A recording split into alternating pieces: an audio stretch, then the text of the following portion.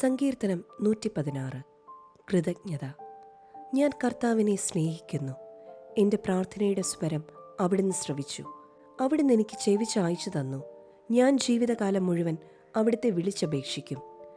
മരണക്കണി എന്നെ വലയം ചെയ്തു. പാതാളപാശങ്ങൾ എന്നെ ചുറ്റി. ദുരിതവും തീവ്രവേദനയും എന്നെ ഗ്രസിക്കുന്നു. ഞാൻ കർത്താവിൻ്റെ നാമം വിളിച്ചപേക്ഷിച്ചു. കർത്താവെ, ഞാൻ യാചിക്കുന്നു, എൻ്റെ ജീവൻ രക്ഷിക്കണമേ. കർത്താവ് കരുണാമയനും നീതിമാനുമാണ്. നമ്മുടെ ദൈവം കൃപാലുവാണ്. എളിയവരെ കർത്താവ് പരിപാലിക്കുന്നു. ഞാൻ നിലം പറ്റിയപ്പോൾ അവിടുന്ന് എന്നെ രക്ഷിച്ചു.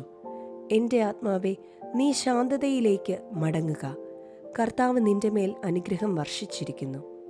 അവിടുന്ന് എൻ്റെ പ്രാണനെ മരണത്തിൽ നിന്നും, ദൃഷ്ടികളെ കണ്ണീരിൽ നിന്നും, കാലുകളെ ഇടർച്ചയിൽ നിന്നും മോചിപ്പിച്ചിരിക്കുന്നു. ഞാൻ ജീവിക്കുന്നവരുടെ നാട്ടിൽ കർത്താവിൻ്റെ മുൻപിൽ വ്യാപരിക്കും. ഞാൻ കൊടിയ ദുരിതത്തിൽ അകപ്പെട്ടു എന്നു പറഞ്ഞപ്പോഴും ഞാൻ എൻ്റെ വിശ്വാസം കാത്തു സൂക്ഷിച്ചു. മനുഷ്യരെല്ലാവരും വഞ്ചകരാണെന്ന് പരിഭ്രാന്തനായ ഞാൻ പറഞ്ഞു.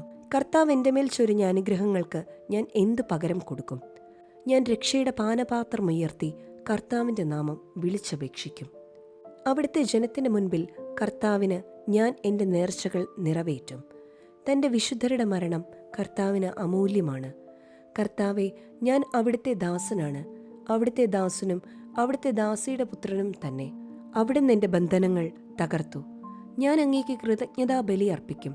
ഞാൻ കർത്താവിൻ്റെ നാമം വിളിച്ചപേക്ഷിക്കും.